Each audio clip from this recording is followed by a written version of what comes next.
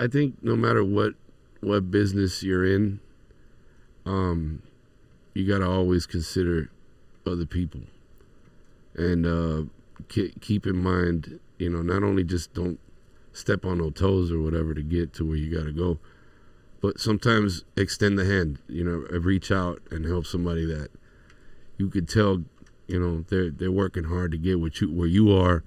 And, one little phone call, one little, introduction, whatever. It could help, and it goes a long way. I've been locked up, and during that time, I wrote my story in there. Like, I feel like God was like, you don't want to do this? I'm going to fucking put you in a place where you got nothing to do but this. Man, I think the gift of reading a crowd is not easy. I think you have to really cultivate that. I think the more you do it, the better you get at it. But to some degree, you have to be born with it. You got to have, because I can teach you right now what all these buttons do, but I can't teach you what goes with what acapella with what break, what place to scratch, what thing to scratch with, when to do it. That's instinctively, as a musician, that's where you flex your craft, and you have to master that. That wasn't the intention. I swear, like, I really, really love what I do for a living, bro, and I'm really grateful, and I just wanted to prove myself, Sliding in the studio, my album coming soon. Until we get this rap money, trap gon' have to boom. These bricks and these keys and these zips is what we'll do. If you need some fire, I can see you off the Jones. All right, we're gonna start the episode with a shout out to the old boy. Okay. Anyways, welcome back, folks. Another day, another podcast. Thanks for tuning in. Thanks for checking last week's episode. Thanks for checking in today. Today I have a super special guest, a legendary guest. Have we had any official DJs on yet? I don't think so. But either way, this is going to be our first DJ ever that we dropped. Legend. Officially. Legendary DJ FM in the house on the Heir Cast. What up? How we doing? Yo, what up, everybody? Pulling up with the mask. And FM, we get into it real fast here on the Heir Cast because the people, the fans, the Air Force, the industry, Donald Trump and Kamala, they probably want to know as well. Has there ever been an antithesis to DJ FM? Like, is there an MC AM or a DJ AM? No, there was. Yeah, there was an AM. Way. You didn't know that? No, I didn't know No, that. he was super famous, too. You're younger. That's a different, he was a cool dude. He was dope. He's more of a club DJ, and I was more of a hip-hop DJ. And I think he used to fuck around with Crazy Town, right? He DJed for Crazy Town, and he was dating not Paris Hilton, the other one, Nicole Richie. Okay. So those two things combined, being in that group and fucking with her, landed him some pretty huge gigs. You know what I mean? This is crazy because it's like a Bizarro world. Bizarro DJ FM's DJ AM. Yeah. And then instead of Crazy Hood, he's with Crazy Town. So this is like a whole entire Bizarro universe. What a trip, right? Okay. But he was cool as fuck. I mean, I approached him one day because I'm a street kid, you know what I mean? And I was wondering, I just went up to him like, yo, I'm curious, dog. Like, why would you name yourself that? And he was like, I swear to God that I did not know that, that there was an FM. He's like, I heard of Psycho Realm, but I'd never seen you guys perform. I didn't know about you specifically. And I had absolutely no disrespect. And I think his name was... I was cool. Adam something. It wasn't M. Right. Oh, so it's his initials. Rest in peace to DJ M. Yeah, he was cool. He was cool. Passed on R.I.P. He was cool as fuck. Yeah, and then he started touring with Travis Barker, fucking on drums and shit. He was DJing and Travis was fucking on drums and shit. And yeah, it was dope, dog. And shout out to both, respect to him. Shout out to him. Respect and shout out to Travis as well. That's the homie.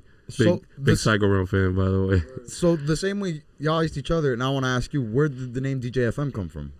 So here in Miami, growing up DJing, I joined the first hip hop group I was in was called Magnetic Force. Magnetic Force. Wow. Imagine how old that shit. Legendary. And these dudes, they were cool. They were on Joy Boy Records, a Miami label. And they were Miami based. Shout out to them brothers, man. They were Haitian brothers, and they're like family to me. Like, you remember the MC's name? Yeah, dude. Adam was the producer. I can't remember what their MC names were, but I know their real names. So, but in any case, you could look it up. Or YouTube, we'll drop it right anything here. and shit. We're gonna drop it right Those dudes were exceptionally skilled MCs, bro. And they're from Miami, and they're really dope. But they're just ahead of their time. You know what I mean? And I was lucky enough to be a part of that, and they named me. They were like, "Yo, you're FM, right? Well, your initials are Frank Moreno." And I was like, "Yeah." Oh, the initials. Wow, Yeah. that is dope. You're I FM. mean, my real name is not Frank, but everybody knows me as Frank. So, Frank stuck, and they knew me that way, Frank Moreno. So they were like, "FM, yo, FM." I was Hell like, yeah. done. Okay. And then I was named here. I get in Miami. And then you said they were doing Miami bass music, that they were doing like what do you mean Miami bass? No, it was hip hop, bro. Oh, so hip hop raw, bars. like really fucking dope underground, ahead of its time hip hop. Okay, so and that was the first group ever that you were a part of. That I was a part. Yeah, I was just a kid, bro. I was really young. I was probably like, I don't know, 14, 15 years old or something. Wow. Okay, so that leads me to another question I wanted to ask you later in the podcast, but we'll get it now. What was the first time what's the first earliest memory you have of seeing somebody DJ? I think it was Grand Mixer DST on the Rocket video. Wow. If I can remember correctly. Nobody's ever asked me. That's dope. Probably the first time it was shown on video. Yeah, I think that's probably one of the first times you've seen a DJ on stage with a band and shit. And the band is like a jazz band because Herbie Hancock, obviously. And he's fucking up there like, what? And I'm like, wow. Yo, this is cool. Legendary. Rocket, yeah, Herbie Hancock. So this is on TV, black and white or MTV, colored? MTV. Oh, okay, so and it's colored out, okay. Yeah, black and white was in the 60s, Okay, nigga. damn, my bad. I didn't imagine. I don't know, bro. I'm trying to figure this out. No, for sure. Yeah, no, it's 80s, early 80s, dude, because I was a kid, you know what I mean? Early 80s, damn. Yeah. Early to mid 80s already, by the time MTV got cracking. I want to say like 83. So that's the first time you see it on TV. What's the first time you remember seeing it live? Do you recall that? Like at a party or like as a JIT or even maybe the first time you seen it live, but the first time you're like, oh wow. Yeah, parties in Hialeah. I grew up in Hialeah, and I remember because I used to date chicks that went to other school. I was in Palm Springs. I went to Palm Springs Junior High out here, and I didn't make it to high school. By the way, I dropped out in 9th grade and shit. Wow. Yeah, because I was DJing, fucking paying the bills at home already. So my mom was like, okay, well, I mean, you can come up with the rent, then do whatever the fuck you want. So I did. But yeah. What the fuck was it? What were you? No. So the first time you ever saw somebody DJing live was in a house party. Live, yeah, was a house party in Hialeah and shit. Basically, that made me want to fucking. I was like, man, I could do this, bro. So this is circa high school. This is like 15, 16 years old. Junior high school. Junior high school. Oh, so before that's right. Yeah, okay, yeah. In my time, high school is 9th to 12th, but to my understanding, they changed that. No. I'm talking about like 6th, 7th grade. Right, yeah, middle school. What we call middle school now is junior high middle school. school, bro. Yeah. Okay, and then Chiquitico. And then what's the defining moment that says going out? It's seeing that at the party. Is it the girls? Is it what makes you want to be a DJ? No. I was always a fan of music, dog. My mom put me in guitar when I was 5, and I loved it, dog. And I was really good at it. And it never was enough. You know what I mean? Back when I was a b-boy, I used to break. There was a dude in the neighborhood that was a DJ, and I saw him taking his equipment to his crib, and I was like, yo, could I check you guys out? Can I see the shit? And he's like, yeah, come on in, kid. Me and my boy go in there, and he had fucking a disco ball, a full like club setup inside his house. This dude, I later found out that he was a drug dealer. That's why he had so much fucking money. Oh wow, to get it turned up, to set the vibe. Yeah, I was a little kid, and I didn't understand what I was looking at. But as I got older, and I think, okay, that's why they were acting they're just a little off, almost like they were kind of drunk, but they didn't. No wonder they're so weird. But they were always nice and always laughing, just having a good time, you know. But the dude was like, "Hey, kid, I gotta go to the store. My fucking 2-year-old is gonna wander in this little rolling thing all day. You don't even gotta do nothing. But if you watch it for me, you can go up there, DJ, do whatever you want with the system, and I'll be back like in 30 minutes, bro. I'm gonna just go to the fucking supermarket." Oh. Yeah, aproveché. I just jumped on it and started fucking practicing my ass that's off. a movie. That alone is a movie. The kid, unbeknownst, in this crazy area, he doesn't even understand what's going on in his environment. Man, you know how bad I want to do that, bro. No, because think about a Cuban kid who, pretty much has lived every dream he's ever dreamt, and went to California and did it even bigger over there, continuing this upscaling process of just winning. You know what I mean? Like, don't get me wrong, I've had my all bad losses as well to balance it out along the way, but the wins have been so good that I don't even look back or think about it. That's what makes the wins great, the losses. Yeah. So I try to stay remind grateful. everybody that. Yeah, it's you can't have beautiful days. You gotta appreciate the rainy days to appreciate the sunny days. Yeah, bro, and even more so. You know what I'm saying? Because you know the hardships behind it. Like today, we're at the mall, and I'm thinking about buying some decent shoes. I'm about to go to a nice place. It's my birthday today, by the way. And I was like, yo, I'm gonna dress decent. I'm gonna go to a little spot and relax and have a drink. And my boy, Danny boy's over here like, yeah, man, my girl sometimes be complaining about buying shit. And I'm like, you know what, bro? I remember when I wore the same damn shoes all year round. I thought they wore the fuck out of me. My mom said, zapato caminan solo. Like, you know what I mean? Like, yo, they motherfuckers, you wore them out, you know? And I remember those days, dog. So, yeah, you do appreciate shit more when you struggled a little bit, you know what I mean? You were born out there in Cuba? No, I was born in New Jersey. Born in Jersey, wow. Yeah, my family came here when I was 2, but part of my family stayed in Jersey. So during the summers, I would either go visit Jersey or Panama because I had Cuban family that moved to Panama as well, in South America. Yeah. You'd wait. So you say you're born in Jersey, but then what age do you move down here? Two years old. Okay, 2. So you'd visit back Jersey and Panama because your family spread out. Wow. So I continued to visit New Jersey and then go creep into New York as I became a teenager just to study hip hop and go record shopping and tremendo exposure to different worlds. Yeah, bro. I used to come back here with records that you couldn't really find at our stores and just murder shit. You know what I mean? And then I jumped on the radio and it was just over. So I was really, really grateful for that shit. Like, wow, to be traveling the way I got at that age. So young, crazy. Well, my first trip, I was 5. My mom's. I was gonna ask, what's the first time you took a flight? 5 years old, bro. I had a little Pac-Man thing, a little game with me, and my mom sat me on the fucking plane and said, "Bye-bye, man. What's he doing later, kid?" So they had portable games? Because I thought the Game Boy was the first portable game ever. Fuck no, dog. Nah, they used to be. Oh, you're blowing my mind right now. All kinds of the Pac-Man is Pac-Man. So they're individual games. So they were in an individual handheld game. It's one game that you could play. Oh, it looked like crazy. a mini. I'll show you the picture so you guys can post it up. It looked like a mini arcade video game, like like a whole entire arcade, but it was shrunken down, like one short joint, but just for that one game. That's crazy. But it was dope for me as a little kid. Only like little rich kids had that shit, and my mom somehow found a way to get me that, and I was like loving it, dude. Just to keep you entertained, but little did you know you're traveling from one place to another. I didn't give a shit, bro. I was so deep into my little video game on that plane, I didn't even care, bro. Airline stores, do you need anything? I was like, yeah. Water, good. Escapism.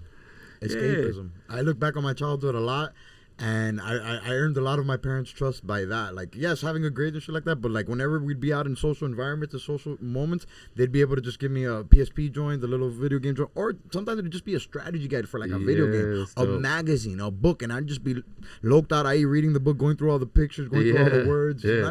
I remember when you were a kid, because your dad's my fucking boy. I remember you running around and shit, little boy and shit. That's hilarious. I've known your dad since, I think, before, right? Yubi? I've known you before he was born. Before 94? When did you guys meet? Oh, yeah.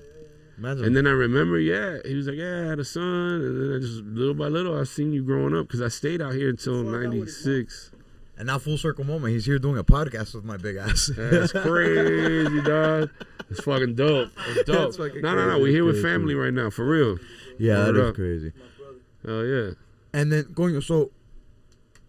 as far as the mask goes, I always ask this question to artists. Like, I try to find it with Shorty specifically about dating. But now I want to ask you, how does the mask dynamic come into Shorties when it comes to dating? Like, I'm sure you got the groupies. I'm sure you got Shorties that want to get to know you. I've had chicks ask me to put it on and fuck them and shit like that. No, put it on. Wow. I mean, have you ever? That's funny because I'm not saying I did it. I'm just saying they've asked. You know what I mean? I was approaching it from a reverse angle. Has it ever been a situation where you got somebody like on some Bruce Wayne shit, like, oh, who's under the mask? You feel me? Like, no. You know what's crazy is that when I first got on tour, I've never said this before. I'm gonna say it here. When I first got on tour with Psycho Realm, I felt like, you know what, I don't want to interfere in nothing personal with these guys. I really want to prove myself and show that this ain't about pussy. This ain't about nothing but the music. I'm gonna put this mask on. Wow. Not for nothing, dog, but I get pussy. Like, not now. I'm at this age. I don't even think about. I don't even fucking think about it anymore. Honestly, now it's as my age. I just be working. You know what I mean? But then, back then, like, come on, bro. You know what I That's mean? powerful. I wanted to ask you what inspired the mask idea, but the fact that you outwardly wanted to be like, no, I want to pay my dues, and I don't want this to be a me thing. I want this to be them. Yeah, I just wanted to prove that it's all about the music. You know what I mean? Like I'm gonna kick ass and keep this job. But you know what's crazy? Earn my place here. But human psychology is that the shorties and the groupies in the crowd are gonna want the guy who they don't know who it is. You know, who's behind the mask? I was gonna say, bro, it's weird, but That's yeah, human you're psychology. very right, dog. Like. It's weird because they would do that, and then it kind of defeated the whole fucking purpose. You know what I mean? It's the intriga. Yeah. Yeah, if you're just some random guy in the background, you're just some random guy in the background. No, but they were always like, "What's under the mask?" intriga. And the eyes or whatever. It's a trip, bro. But that wasn't the intention. I swear, like, I really, really love what I do for a living, bro. And I'm really grateful, and I just wanted to prove myself, you know. And low key, like that shows that off the rip, because you could imagine how many people are getting into it for the wrong reasons, for the wrong, end game, for the wrong purposes, and eventually it goes to show, pero off the rip, you were just like, nah, I'm gonna pay my dues and not even make it about that. The after effect, the byproduct of human psychology is a different thing. But I was gonna say, like, I continue to do it because I noticed that, the fame thing is a little different when people really know what you fucking look like. Superheroes. Yeah, Why do they wear masks? Yeah, exactly. So I thought, you know what? I really like the fact that I could walk off stage as long as I change my shirt and what I was wearing on stage is different, and I walk out into the crowd. I'm a ghost, bro. Yeah, that's so good. I can hear genuine opinions, see shit from a different perspective, and people don't even know. Yeah, no, not dealing with any of the outside factors. I love that shit, dog. It's some real superhero shit. Like, and you know what's funny, man? You could be saying stuff and they don't even know what you're saying. No, I'm serious. Yeah, and what's funny too about that though, like just to kind of touch on that, as an artist. And I'm sure many people out there listening to this right now, and anybody in the field of, entertainment, we come from a place of not being known. And then eventually, in an ideal world, one day, they say overnight, but it just happens that everybody starts to know us. And, I'm not there yet, but I'm working for that moment, but I do cherish these moments now where nobody knows where I'm at, where I could walk into venues and maybe a handful of people maybe know where I'm at, but it's not everybody. It's not uncomfortable. Yeah. And it's about valuing those moments, because so often you see these people finally get those moments. Like I have people I grew up with, shout out my boy Verse. He had a viral moment on World Tour Hip Hop growing up, and then he had to get out of high school because la intriga, the drama, the bullshit that comes with fame and celebrity. It's so not worth it, dog. No, I know it's crazy. I got to experience a little bit of that through Cypress Hill because I was there with them from the very beginning. I met them right before they put their first record out, or actually a little bit before that. Yeah.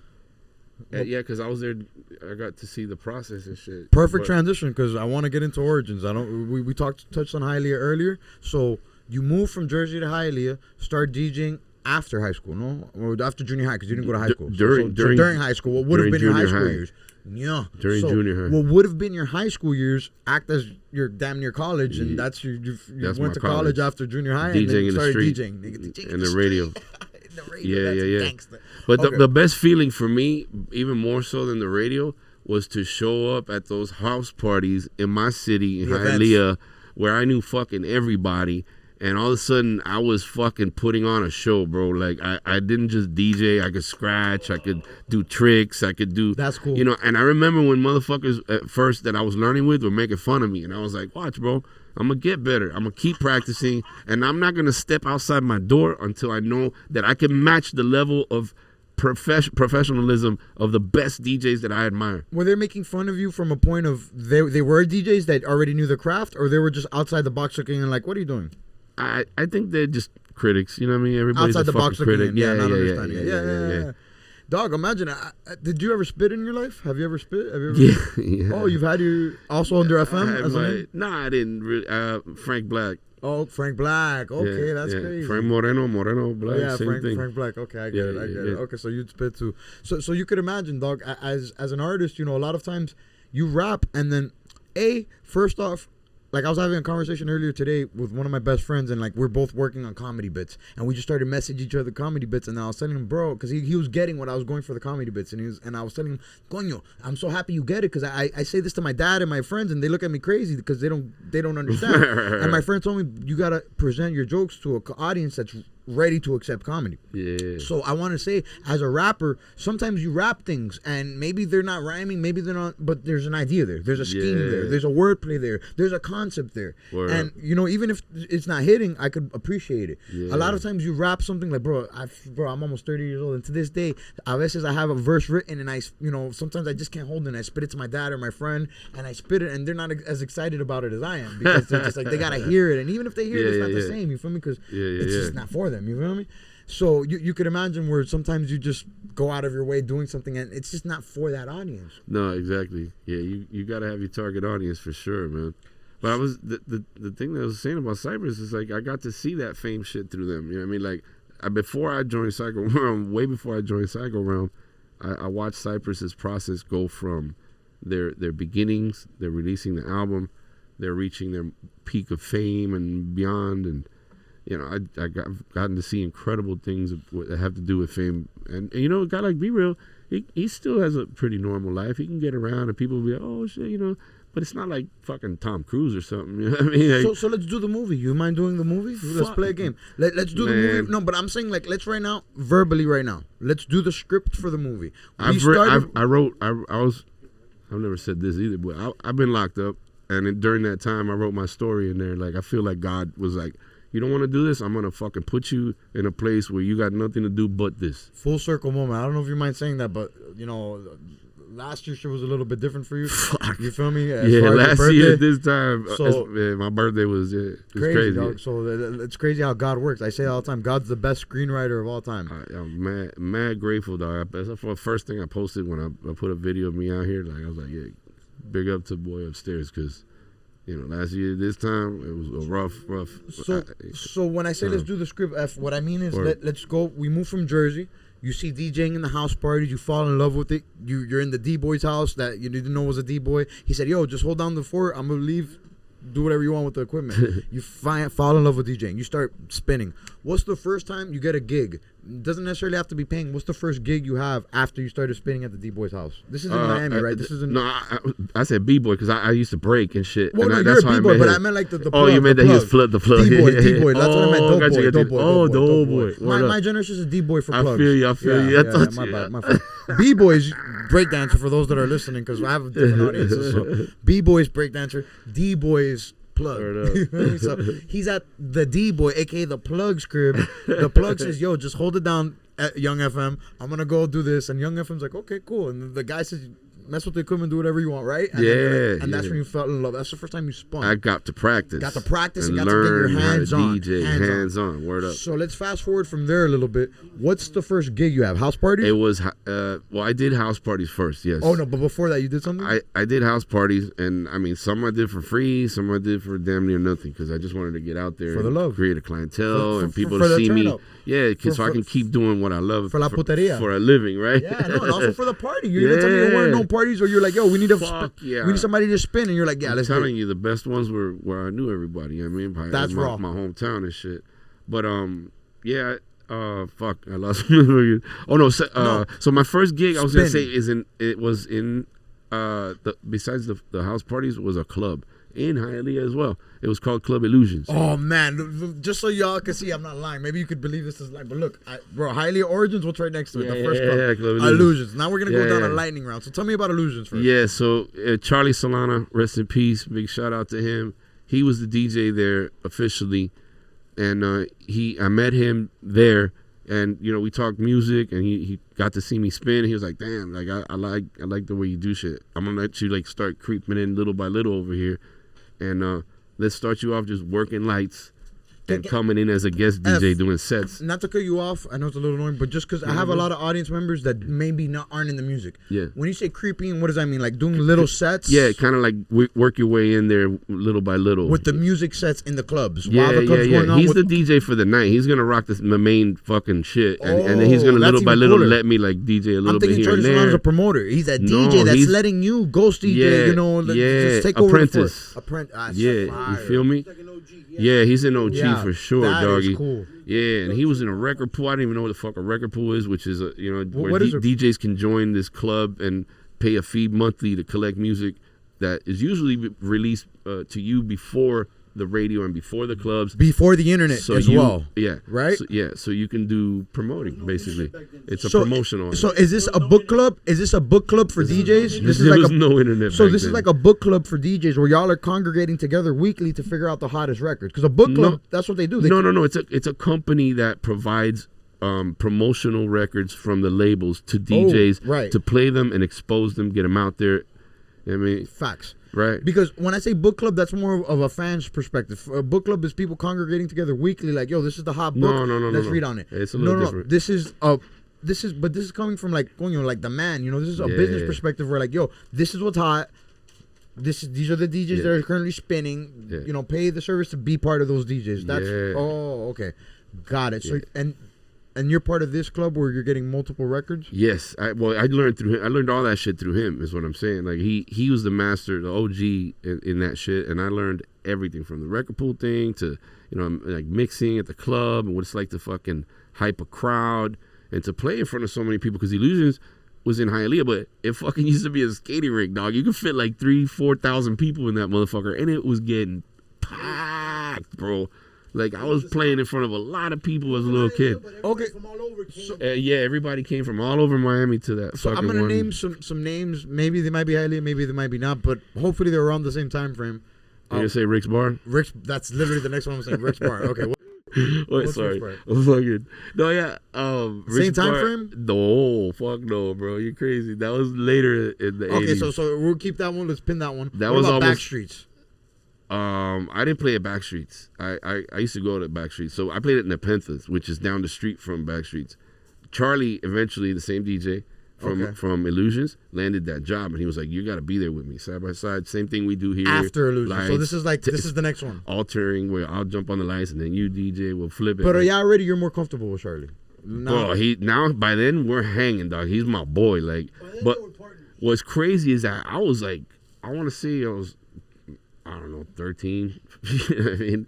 And he's a grown ass man. So really? He's hooking up with these girls, and they're bringing their friends that are over 21, and I'm just but understand. Like, I'm imagining the story different. I'm imagining the story like you guys are closer in age. Like you're a freshman, he's a senior. But Mundo, dude was older than me. Oh, that's hilarious. And when he brought chicks around, they were always his age. You know what I mean? Fire, of course. God forbid he brings younger girls around. I was a little kid. I was messing around with grown ass women because of the whole. Shout out to him for that too, man. What about Show de Cristina? Is that around that time? Oh my God! So Cristina happened later down the line because so somewhere where I was DJing around the time I was DJing at Rick's Bar in Hialeah with Charlie. So no, Charlie wasn't a part of Rick's Bar. Oh, that was Nepenthes in Fort Lauderdale. This is fast forwarding to yeah. But I'm going back to Hialeah right now because at Rick's Bar, when I was DJing there, Mellow Man Ace from California came through, and he was promoting his record at the time.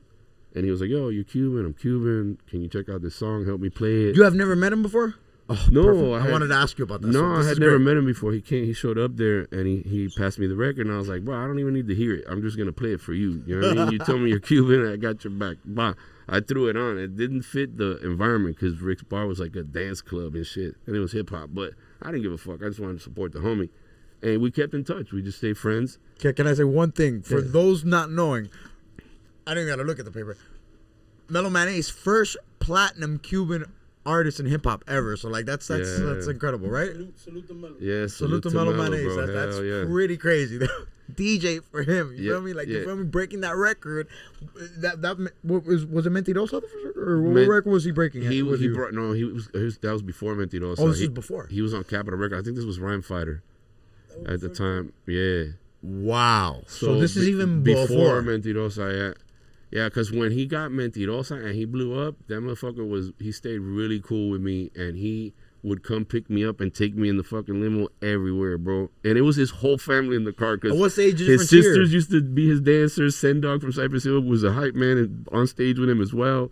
So they were all in the car, and they just meet me, and I'm just this funny ass little Cuban kid from Miami, and they're just having a blast with me. Is Mellow Man Ace to connect to Cypress Hill? Yeah, that's his brother. Sendog is Mellow Man Ace's blood brother. What you just said, he was as a touring with Mellow. Wow. Yeah. Mellow opened the doors. Right? So Mellow pretty much opened the doors for a lot of that shit. Hell wow. Yeah. Word up. Yeah, and he was part of the writing shit as well behind the scenes. For the Cypress stuff and all that shit in the early days. Yeah. He's a dope pen. Hell of a pen, my dad said. That's incredible. Wow. Okay. Damn. So from Rick's Bar, I meet Mellow Man Ace and Sendog, and then Sendog's telling me, yo, we're working on a demo. I got this and group. That turns into Cypress Hill. One day I want to fucking put out this shit. We're just trying to shop this demo. Blah blah blah. That evolves into Cypress Hill. Yeah, but before we go into the Cypress and that whole evolvement, I do want to take a little moment right quick. Is there anybody from the hood we could shout out that was instrumental to your growth and getting to this moment where you blow up? Because meeting Mellow Man Ace that leads you to Cypress so changes like everything, every single thing. Mind you, seeing DJing changes everything, but meeting that specific moment changes it. But beforehand, like there's people. I want to take some time specifically, like Angel from. Coño, let me read the exact Smack. Smack. Smack. Yeah, Angel. Yeah, and anybody else from that part same, of that crew. Yeah, that same department of people that put you on. Shout out to Angel. Yeah. Hell yeah, he's got this spot named Yaya's Coastal Cuisine out there. It's fucking amazing. He's a good dude, and he stays, grinding. And I have utmost respect for him. And he's one of the few promoters that was like, yeah, we bringing out FM. Even when I was in Cali, he brought me out to Crowbar, fucking hooked it up, dude. Like. Yeah, and Crowbar was huge. That was another spot that had like 3,000, 4,000 motherfuckers, 2 stories. Like Crowbar's out here? Or? Yeah. Here. Crowbar used to be here. The Cameo Theater. Oh, it used to be Cameo, the old Cameo. I mean, Cameo's like, when I was in high school, I'd hear about older age parties at Cameo. Well, picture an opera theater converted into a fucking giant-ass club, bro. You know how tall the ceilings are and how huge this place is. Wow. Badass, bro. Cameo was a theater. So these dudes were promoting like the biggest parties in Miami. Like they were killing it. Okay. So let's play the game now where we're doing the script right now. We're verbally doing the script for your movie right now. So you're doing. Wait. You say to shout out somebody really quick. All right, shout out somebody in Miami. On the music tip, as far as DJing, I got to shout out Felix Sama because Felix Sama was the guy that opened the door for me to radio. Also via Rick's Bar. He DJ'd at Rick's Bar first. I snuck into Rick's Bar. The lady turned around to grab the phone and I fucking shot through and I got in. And that was my first time there. I just snuck in. And he comes up to me. He's like, oh. He said, oh, I'm busted. I was like, I got to fucking, should I run? And he was like, no. Hey, kid, I know you. I was the judge at that battle you were in. I looked at him. I was like, oh, I remember you. If you're the dude with the Hot 105. And he was like, I remember you from the battle at fucking Taxi in, what was that mall? Wow, I remember. Mall of the Americas. Taxi store at Mall of the Americas, I think it was, right? I got there and there was like 500 fucking DJs. It was overwhelming. And I made it to the top 5 and shit. Shout out to Felix Sama. He fucking made that happen. Yeah. And he remembered me at Rick's Bar from that battle. And was like, yo, kid, will you come with me to my mix show on Hot 105? Like, I mix, and you get up there and just do your thing. You cut, you scratch it up and all this shit, and it's going to be done. I was like, all right, cool. And, fuck, bro, one Thanksgiving, when I'm talking like, I was like 15, bro. I was like, kid.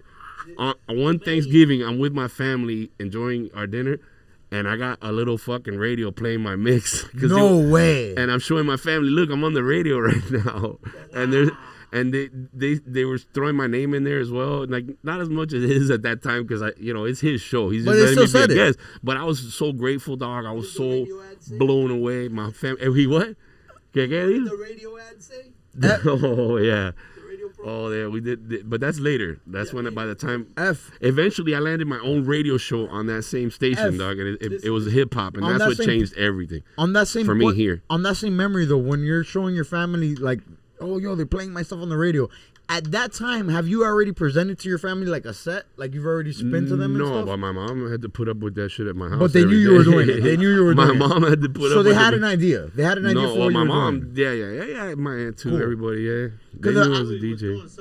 They were in music though, right? Your uncle sang a little bit and stuff like that. Yeah. Any influences in music? My uncle was actually wrote Broadway plays and shit and won Tony's and shit. Your uncle wrote Broadway plays and won Tony's. Yeah, Manolo. That's crazy. Cruz, yeah. Manolo Cruz is his name? Yeah, Manolo. I don't remember. He passed away a long time ago. Rest in peace. But yeah, we'll drop her here after we confirm. Bro. But yeah, that's wow, coño. So you have influence with the music, pero What was your relationship with Manuel or Manuel? He was my uncle. Like, was what he was my relationship you? with? Like, yeah, with him? Was he like pushing you to do the music? Like, what was the situation? No, like? he stayed in New Jersey, and when I moved to Florida, so you he visited was him. always really close to me, and we always kept in touch, and I was always just admiring what he did, because my mom showed me the records. She was like, "Look, this is your uncle." She would give me the little 45 records, and I would be like, "No way, that's his name." And she would show me all the records. And you reconnaissance with the name. And I could feel it. Yeah. Just the fact that you point out here's his name. Yeah. So you saw the name and you're like, "Oh, coño, that's my uncle." Yeah. Wow. Yeah. So I wanted to be a part of that. Powerful. A little shit like that takes us so far, right? Yeah. I've never even said anything like. I never thought about that, but yeah. Yeah, dog. That's what I love about this podcast. It's very therapeutic, not just for my crazy ass, but for my guests too. I see my guests figure out things, and I'm like, yeah, dog, it's crazy. It all connects. But all right, so let's go back to the lightning round. So, okay, you meet Mellow Man Ace, the shit blows up. Let's say the story. Albeit the lightning round. What happens after you meet Mellow Man Ace and you meet Sendog? That connects you to Sendog. Mellow starts taking me around when he's Mentirosa's cracking. It's at its peak. It's on the radio all the fucking time. The guy can't go anywhere in Miami. Everybody's like, "Mira, tipo de la so Mentirosa." Mellow Man's before Cypress Hill chronologically. Yeah. Oh, exactly. Yeah. Oh, yeah. Wow. Yeah. That's crazy. Years before that. And he used to take me to Sábado Gigante and shit like that, Cristina, whatever he was on. I would be there behind the scenes chilling with the homie and shit. You know what I mean? And I would hang with Sendog as well. And Sen was always like, "Yo, we're working on a demo. It's Cypress Hill. We got this shit, blah, blah, blah." And then, eventually I just made my way to fucking Cali. They were like, "You got to come to Cali, dude." And I got to experience all that shit from that. When do you come to Cali? What's the time frame? What's more importantly, because albeit at the time, the audience, the people listening, are going to know it by the record. So let's date it by the record. Like, what's the record that's going right now? What's music like at this time? What do you mean? What's music? Like with Cypress Hill, like with Sendog and Cypress. What's their situation? I'm talking about before Cypress. So this is before. So this is even before. So this is Mellow Man telling you, okay, right. So what's the Sendog telling me like, "Yo, we got a demo." And for Cypress. Yeah. And then I jump in a car with a couple friends of mine from that are traveling from Miami to California. And they gave me a fucking ride out to the West Coast, basically, dog. I told my mom I'm leaving. Are they doing music too? Your friends? No, they were on some fan shit. In a different kind of business. Okay, yeah, right. Facts. So they're just going out there, but not on the music shit. No, not at all. So you're the music guy. I'm the only music guy in that car, bro. We're doing the script. That's why I'm pointing this out. We're doing the script. Well, I'll be honest with you then. For the script, I'll tell you the honest truth. These dudes were drug dealers. Yeah, and you're the music. Yeah, we didn't have to say that. And they literally got pulled over and got arrested and Was shit. Was you in the whip? I was in the car, and they were like, "Dude, this little kid is not. He has nothing to do. He don't even know what we do. So please, give him his fucking records and let him go home." Are you before 18? Dog, I was probably like 17 or something, maybe. Wow, this 18, is part of the movie. I don't know. Yeah, and I hadn't even made it to California, and these dudes are out here getting in trouble, and they really didn't tell me shit, Chico, dude. you understand the gravity of how great they are for being real ones and be like, no, that kid has nothing to do with that. I do know, dog. Any older OGs that are piece of shits? They knew my mom, though. Like, my mom would have probably whooped their ass. My mom was gangster as fuck. And they were like, nah, come on, look at him. You know, he's got his stack of records and look at it in his backpack. The kid just... He's focused. He's on a mission. He's just trying to get there, you know, let him fucking go. And they let me go. I had nothing to do with that shit, and thank God they did that. The beauty of art and the power of art. And later when I ended up on the fucking Cristina show, I told that story on that show. Yeah. So the Cristina. Yeah, it's crazy. Cristina, if you're listening, and we know you are. Yeah. But yeah, bro, so I made it to California, and I was watching Cypress, you know, finishing up the last touches of that first album. I went to Muggs' house a couple times. I seen the 4-track, the SP, the shit he was working on. I remember, when they got the deal, right before they got the deal, I remember a house party they had where there were Crips and Bloods chilling together at the fucking party. You know, musicians, guys like fucking... like the Lynch Mob and then the Booyah Tribe and Crips and Bloods, everybody just chilling, and in the background you hear that do, and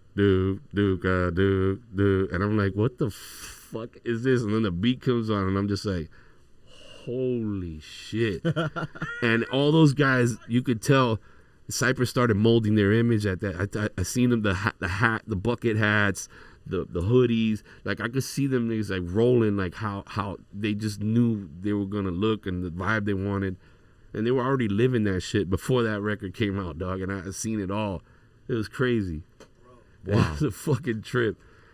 Yeah. And then it's very unique when you get to see what artist life is before success and then after success. A lot of people, as groupies, just see it afterwards or beforehand. They don't see the whole growth and the involvement. So. No, and you know what was really cool is that they always had like a rock edge to them because we're all fans of hip hop and rock. You know what I mean? Especially Sen. Like every time I get in the car with Sen, he's bumping fucking some Zeppelin or some Zappath or some shit. You know, like he's an old school rock head. Shout out to my man Sen Dog and B. Muggs, the whole Cypress Hill clique. The whole clique. Shout out the whole clique. But I remember going to the release party at the Whiskey. They did it at the legendary rock and roll fucking historical rock club. The Whiskey, same place the Doors were discovered and shit like that. And that was purposeful. To do it at a rock club, that was purposeful. Yeah, they're trying I to can tell set the way off. you describe it and the way you bring it up. Dog, so dope. Yeah. You know who I took there? Daisy Fuentes. You know Daisy Fuentes? Remember this? Daisy, if you're listening, and we know you are. Well, I didn't take her there, but we did an interview with her earlier in the day, and we're like, yo, you got to come to this shit. And she fucking showed up, dog. I was like, no way. Looking in here with this chick, this MTV, like, really nice, like, model Cuban. She's Cuban, but she's a little fancy. She's still a dime piece. She's still a little bougie for this, like, underground-ass, like, hip-hop street shit going on in this club. I just looked at her like, girl, that's fucking dope. You know what I mean? You actually showed up. But yeah, you know, so I have such great memories, man, of watching that process become what it is today. You know what I mean? From them dudes all ended up on the fucking Simpsons and shit like that. These guys are fucking icons, man. They're everywhere. Like the on Grateful the Simpsons, Dead, literally. the fucking Zeppelin or something of our time. You know what I mean? Like, bueno, so we have to do this story then. There's so many stories to tell, so I'm very selective on the ones I'm picking, but we have to tell me what the significance is of the Daytona Spring Break MTV situation is. So we're going to paint the picture. So being said, like, yo, we're going to Miami and we're coming down to Florida. Or I'm like, that's not Miami, but everybody thinks when they say Florida that everything's close. I'm like, well, that's far. I got to catch a flight out there. Like, what's far?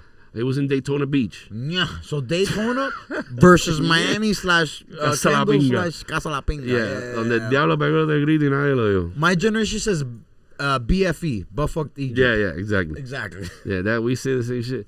So, anyways, fucking was fucking what? No, we're going.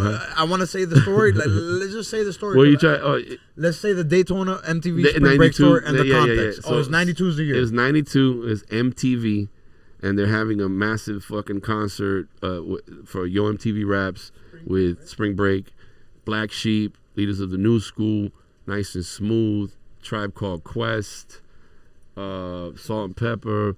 Who else?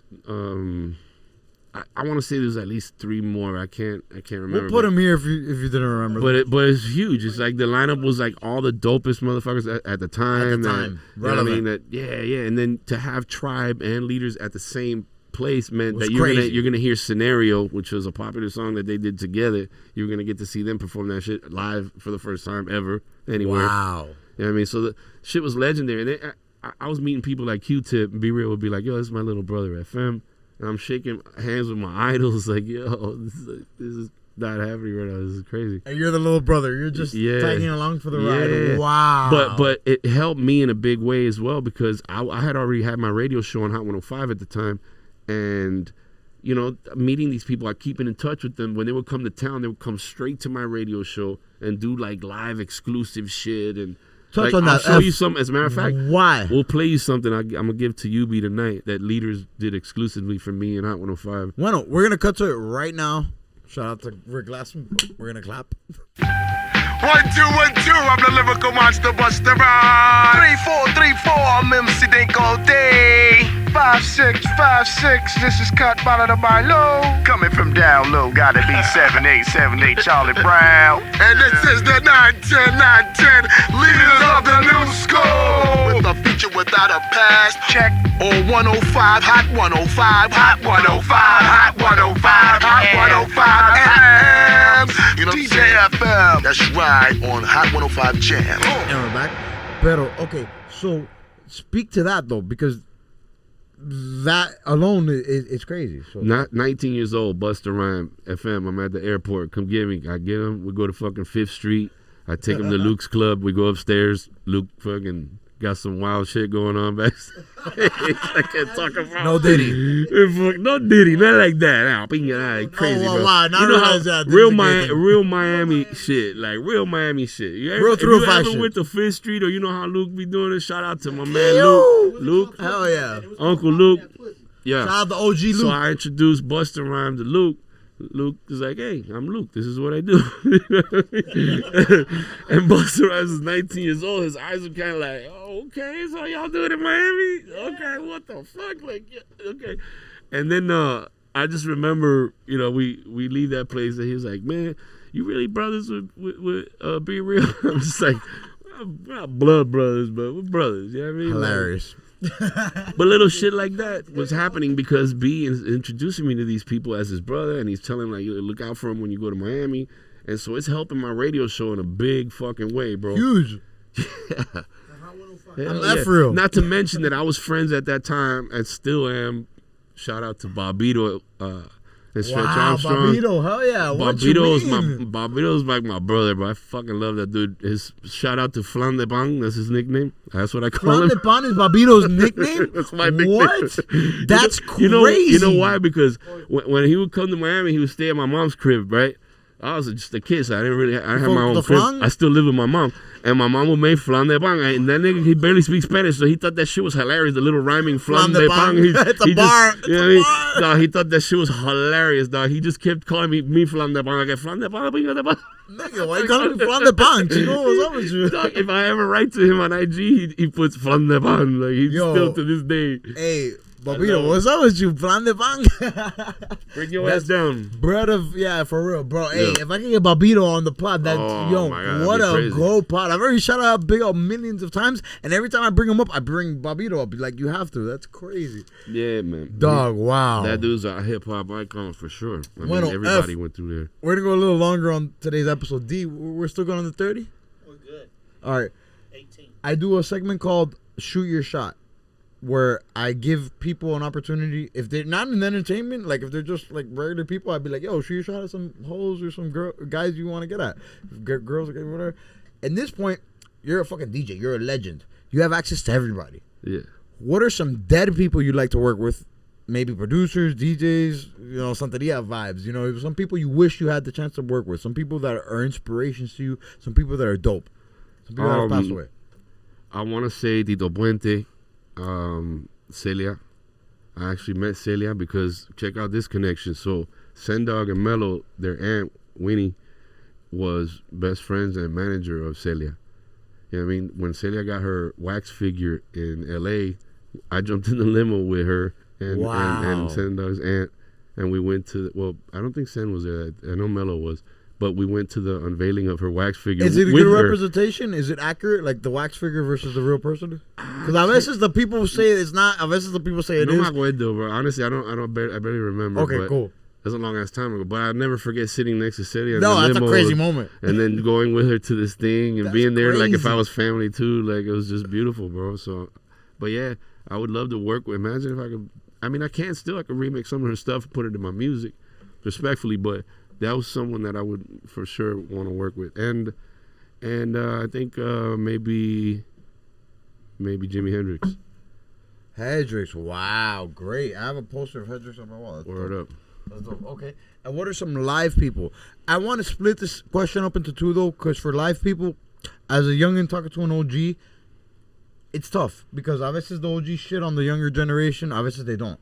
Yeah. Are there some young artists, hip hop specifically, that you fuck with, that you like, that you listen to, that you have no relationship with, that you'd like to reach out to? And are there maybe some OG artists that you have fucked with?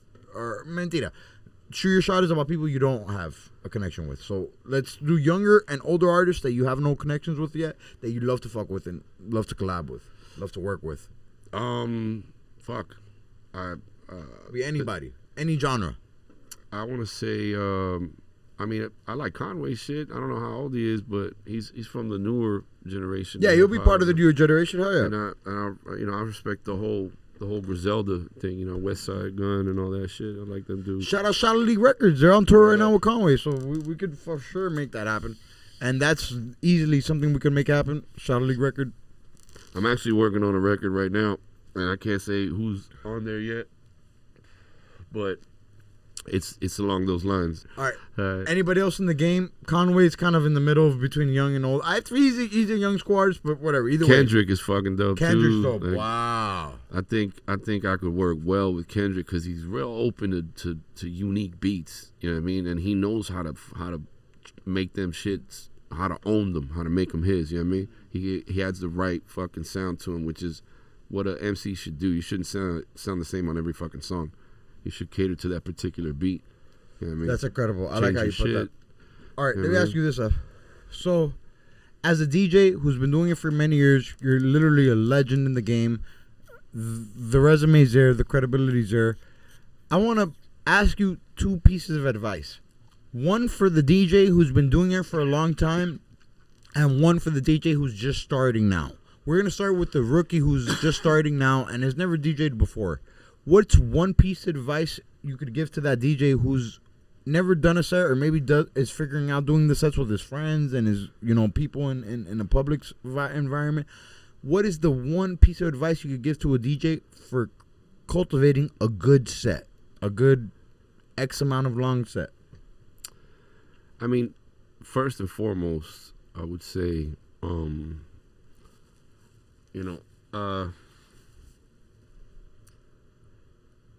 don't start DJing out in public until you know what the fuck you're doing.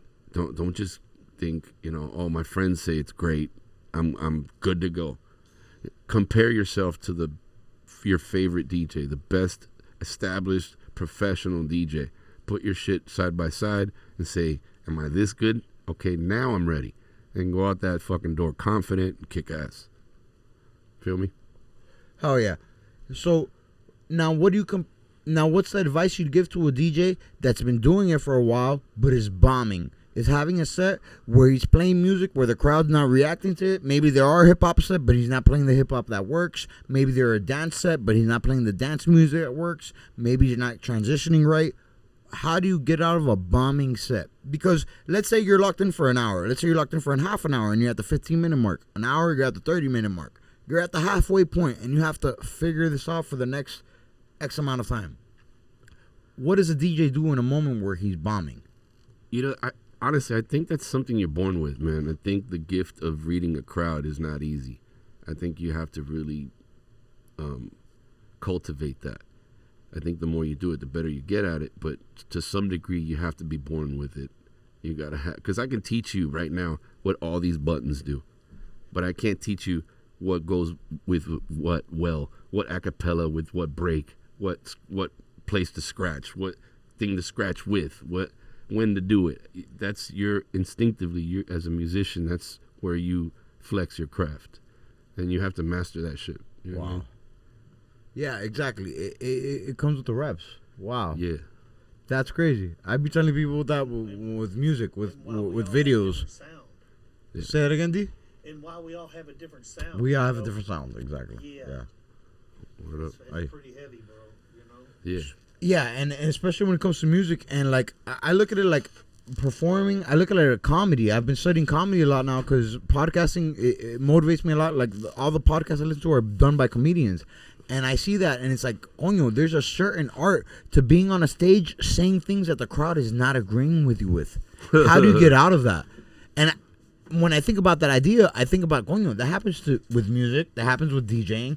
More often, it happens with DJing. You just don't realize it, because more often than not, you're in a party, you're in a club, you're in a space, and the DJ is doing that. Okay, he's bombing, and what happens? You leave. But here's what I think.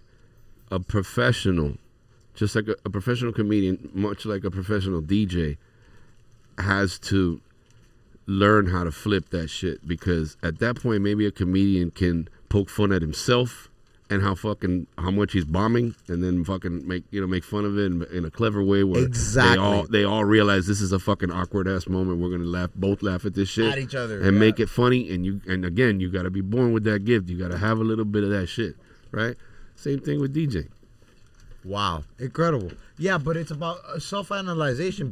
Porque the problem is, especially as a person who came up with recording with hip hop, it's hard to look at yourself from that perspective. It's hard to critique yourself. It's hard to do that. But the truth is, you have to. You can never involve ego in that, bro. That shit gotta go, because that will destroy you. You know what I mean? Facts. No, 100%. 100%. And then on that same point too, as far as addressing yourself and correcting yourself, what's some moments you've had DJing where you realized, that's something I could improve on, or something better early on in the steps as DJing, like some shit that maybe came to you, that what's something maybe as somebody out there starting DJing that they're starting to figure it out now, what's something that you should address early on, or maybe something people don't pay attention to, like something that they don't, maybe an oversight. That's a good way to put it. That's what I'm trying to say. An oversight. For me, I think, other than selection, obviously, I think transition is important. You know what I mean? Like, you got to really make that record change in a way that people barely even notice.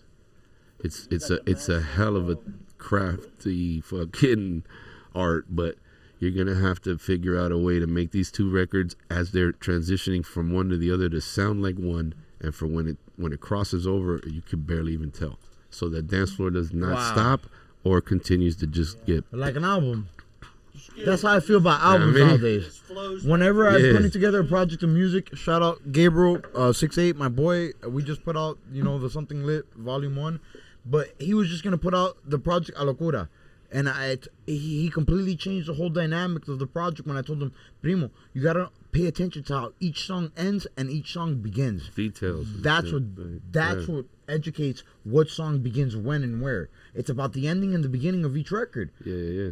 You have to get it to a point where it all sounds like one song. For DJs, that's not as easily done as it's said, because, for example, house is created by DJs, mostly for DJs, and even the ones that aren't DJs produce the music that way. So in the beginning and the end of the song, they'll have a relatively decompressed, broken down version of what the song's going to be later, so you can blend it a little easier. Like a loop, just right? Be mostly drums or drums on a bass line, something simple for a minute, so you can get your fucking groove on between the two records and then write it in. But that's consideration coming from a DJ. Most hip hop records don't give a fuck about that. They'll start on the first lick with a vocal and shit, and you got to be clever as fuck to throw that in. Wow. You know what I mean? So hip hop is a lot harder to DJ than house and anything else like that. And I respect, in a big fucking way, shout out to Oscar G. He happens to be my favorite DJ in the world. Like, I hate that dude, and I'm just like, fuck. But it's very difficult to mix. He could tell you, dog, he's my boy. He's a fucking dope ass DJ. But any good DJ would let you know, like, yeah, hip hop's a little more difficult because it's not made for DJs. You got to figure out how to blend that shit in a clever way, because it's not easy. It's not like house. Sorry. No Shout out worries. Oscar G if you're listening. Yeah. It's my boy. I'm going to go hang out with him tonight at Coyotaco. I might hang out with him too. I was at probably my first all ages party ever at Nocturnal. It might have been Oscar G DJing. I might be wrong on that, but to be honest, I've for sure been to his parties when I was underage. So that binga. Yeah, shout out Oscar G, man. Miami legend right there. Miami MF legend. Hell yeah. Reversing MF, we got FM here. Can we talk about Psycho Realm yet? No, we're going to do Psycho Realm right now. Bro, this is a lot, bro. This is going to be one of the longest podcasts in the Heir Cast history because it's family. Listen. All right. No, we're going to speed but we have to do Cypress Hill before we get to fucking Psycho Realm. There's no way you could do... But we covered Cypress no, already. We did Cypress Hill already, but we got to get to this point. So Cypress was established. Send down a huge part of that. Where does Psycho Realm come into? Because rock and hip-hop, blending together, it's super huge. Explain that story, because Cypress Hill blending together Cypress Hill came together. That's part of your career. Everything's changing now at that point. Explain that? So basically, my connection with Be Real was what led me to Psycho Realm. I came in '96 to visit and just just hang with my friends because I hadn't seen them in a long ass time, and I stayed with B. At the time, Be Real was living with Carmen Electra, and they were. I mean, that's a long ass time ago. Shout out to Carmen Electra. If you're listening, and we know who you are. But yeah, so I came, I visited, and during that time, he was like, "Man, you got to stay. I'm doing this radio show called Soul Assassins, and all this comedy shit we do, all the skits, all the little funny shit we do. I think it would work for this radio show." And I was like, "All right, I'm gonna stay." Fuck it, and I stayed. And then during that time, he took me to a Psycho Realm show. He was showing me the stuff they were working on. He's like, "This album's almost done. We're about to put this out. This shit is fucking really dope underground shit. Check it out." And I was blown away, dog. I was really like, wow. I love the fact that these dudes are making beats that are similar to the shit that I make. Like, there was already a familiarity of me in that shit to me. So he invited me to a Psycho Realm show. They're performing, and after the show, we went to like some after party thing, and I'm DJing alongside another DJ, and they see me, and they hit up Be Real like, "Yo, what's your boy? Like, what's he doing? Can we hit him up we need a DJ. Like, we need a guy on tour. Wow. Can we hit him up?" And he's like, "Yeah, hit him up. It's my little brother. So, you're in good hands." And that's how it started. They just were like, "Yo, you want to come on the road with us? Our DJ's busy. He's in the studio. Rest in peace, TRT. Fucking amazing dude. Fucking really talented producer, DJ, just all around dope fucking cat." And he was a friend of mine at the time, and I hit him up. I was like, "Dog, is it all right with you if I do this? Because if you say no, I'm gonna fucking basically just keep doing my radio show and not real one." And yeah, because he was good to me, dog. He was one of the few people here that never let the music business ego shit like interfere with being honest and just giving it to a motherfucker how it really is, So. And you gotta be clear. You don't want to jump fences. You don't want to cross lines. Porque to you it might not be nothing, but to the next person it's the biggest deal. Yeah, but I grew up like that. That's some Cuban shit for me. Like, Real just shit. Respect. Don't step on nobody's toes to get up there. You're gonna get up there anyway. So why fuck anybody over on the way up? So he was like, I'm not gonna tour. I'm literally gonna be in the studio with Muggs and we working and this and that. So all right, cool. I did it. Wow. That was the beginning, yeah.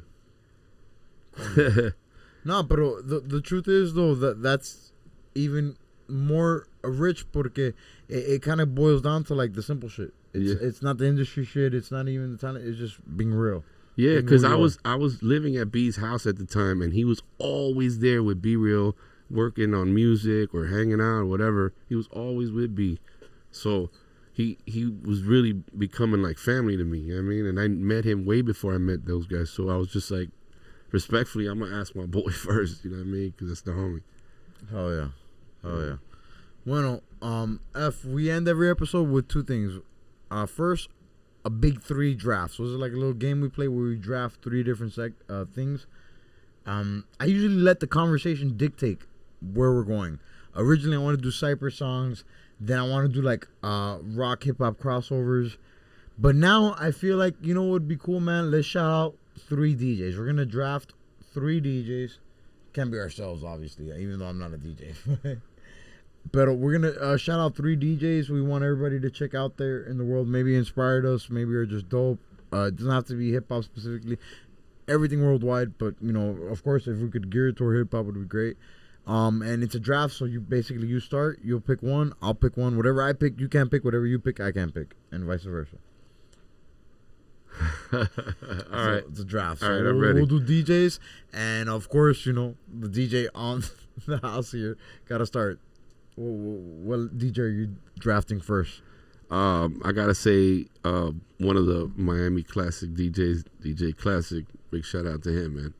He's my boy. He's been integral part of my career as well. We grew up together, him and Herod, which is another shout out. Sorry to skip you on that, but I got you. No, you're not skipping me. That's my next pick. These are Miami DJs that I kind of was alongside when I was coming up, and they were iconic dudes that I respected in the game, and I still fucking look up to them. So shout out to them, man. And he's got a podcast as well, a thing that he does where you guys will see it. It's gonna be soon. I'm on it, and House of Heron. No, it's going on right Heron. now. That's my dog, and that's my second pick.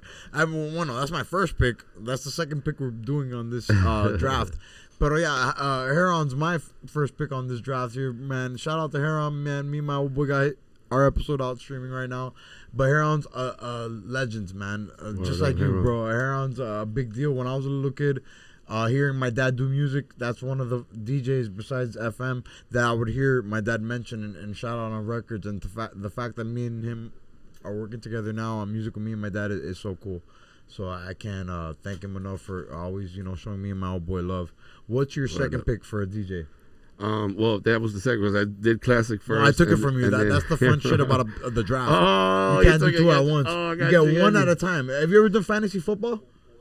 You don't fuck with not football. really. I don't really fuck with sports. My dad told me yesterday you don't fuck with sports.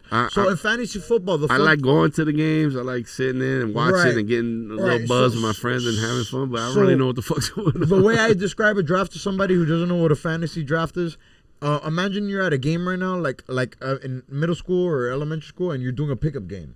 Dale. Okay. For your life. Right, so you got to pick the best kids in your class. Yeah. But in this case, you were picking the best, DJs. Like, what were your favorite DJs of all time to shout out? Fuck. I'm gonna say DJ Craze. You know what I mean? Oh, he's also another Miami brother that I got a lot of respect for and was around me back in the days and shit. You know what I mean? Word up. Yeah, we shouted him out on the podcast episode with Baked right here streaming now, man. He's a world champ as a DJ for real. That's crazy. Yeah. Okay. Multiple world champions. And speaking of DJs, we shouted out. I have to do it. There's no way I don't draft this guy, Funk Flex, man. Because to be honest, I've cut to him so many times on this podcast already. When somebody says something crazy or something powerful, it's the bars. So yeah, I gotta shout out Funk Flex. Word up. And then who's your third draft pick for DJs outside in the game right now? I want to say JFB. Y'all, if you ain't heard of this dude, man, I swear to God, I've never seen anything like this motherfucker. Wow. Bro. Oscar is a master of the mix. This guy is a master of the beat, juggle, and scratch, like battle DJ shit. Like, man, but just on another level. If you're a DJ, if you're not a DJ, JFB. JFB. Yeah, he is. I don't know where the fuck he's from. I believe it's from somewhere in Europe. I believe. I'm not sure. I don't think he's in America, but yeah, you gotta peep that shit. He's on IG with battle DJing. Yeah. Wow. Yeah. Okay. Yeah. Turntable. And then what, man? I'm gonna piggyback off that because we mentioned it before we started the draft. I used to go to all ages parties, and dog, we're about to go see him right now. Oscar G was one of those DJs that I would see at those parties early on. I'm talking about Nocturnal. Was the first club I ever went to as a kid in my life. It was a 3-story place, and I was like, bro, I was like 14 years old. It's madness. I was like, what's going on here? I want to shout out one more DJ from Miami. That's a fucking incredible battle DJ. Shout them all out right now. DJ Domination. He was my boy, and I learned a lot from him. I was sitting there alongside of him, just trying to keep up, man. But dude he's incredible. He moved out to Thailand, I believe. He went out there. No, Japan. No, he moved out there. He basically went, visited, and stayed, bro. He just fell in love with the place, and he's out there doing his thing, and he's fucking killing it. Shout out to Domination. Early on, you followed him? Yeah, he was my boy. You know what I mean? So we were DJing together, shit, and practicing together, and This before the internet, son. way before the internet, buddy. No, but I mean, like, you followed him, like, you guys were working together, so you followed, like, you followed his work ethic. You followed his craft. The way you just said it, it made it seem like, no, you were just mirroring what he was doing work ethic-wise. For sure, dog. I was trying the best I could, but the dude is a beast. And Iron sharpens iron. yeah, bro. No, you try to keep up to speed with somebody on a different level, you're gonna get on a different level yourself. Yeah, hell yeah. Look him up, DJ Domination. Drop them right here. And F, we end every episode with a message to the people. You've dropped tremendo gems and messages and crazy stories on this podcast, man. I gotta say thank you again. Appreciate you, Thanks man. for coming on. But just one more message out there for the DJ out there who hasn't started, the DJ out there who's doing it right now, the person out there who has no business in entertainment, that's just trying to figure out life. What's a message you'd like to give them before we end the episode? I think no matter what business you're in, you got to always consider other people. And keep in mind, not only just don't step on no toes or whatever to get to where you got to go, but sometimes extend the hand, reach out and help somebody that you could tell, they're working hard to get where you are. And, one little phone call, one little, introduction, whatever, it could help, and it goes a long way. So if you can, show love. Show love. Show love. Word. And I want to show love to you listening right now. If you've made it this far, thank you. And just hear us next week. And follow him everywhere. DJFM. DJFM_LA on IG. You see it right here. And thank you. Shout out to you. See you next week. Word up. Peace. Sliding in the studio, my album coming soon. Until we get this rap money, trap gon'